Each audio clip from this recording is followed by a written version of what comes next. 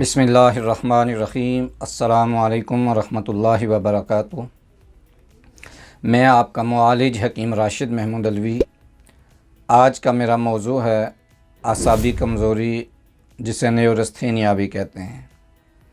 नाज़रीन, वीडियो देखने से पहले मेरा चैनल गुलजार सेहत को सब्सक्राइब करें, लाइक करें, शेयर करें, बेल आइकन को क्लिक करें ताकि मेरी हर नई आने वाली वीडियो आपको मिल सके और आप उससे मुस्तफ़ीद हो सकें। इस मर्ज़ में मरीज़ के असबी निज़ाम में खलल और फतूर पैदा हो जाता है, यानी मरीज़ की काम और सोच में तसलसल नहीं रहता या असाब का आपस में राब्ता सुस्त हो जाता है। इसके चंद एक असबाब आपके सामने रखता हूँ। शदीद जिस्मानी और दिमागी मेहनत, टाइफाइड, इन्फ्लुएंज़ा, कैंसर, शुगर, आशिक, कसरत मलाप, नशा आवर चीज़ों का ज़्यादा इस्तेमाल, रंज व गम, कोई हादसा या सदमा पहुँचना, चोट लगना या जिनसी जज्बे का दब जाना इसके असबाब हैं।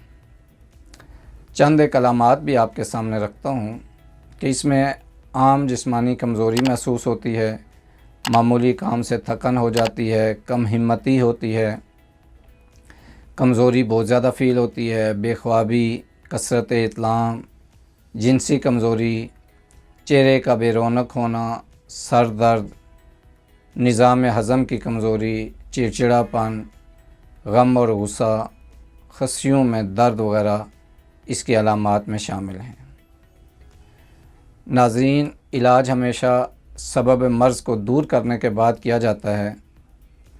जिस वजह से बीमारी हो, पहले उस वजह को ठीक करें और उसके बाद इलाज करें।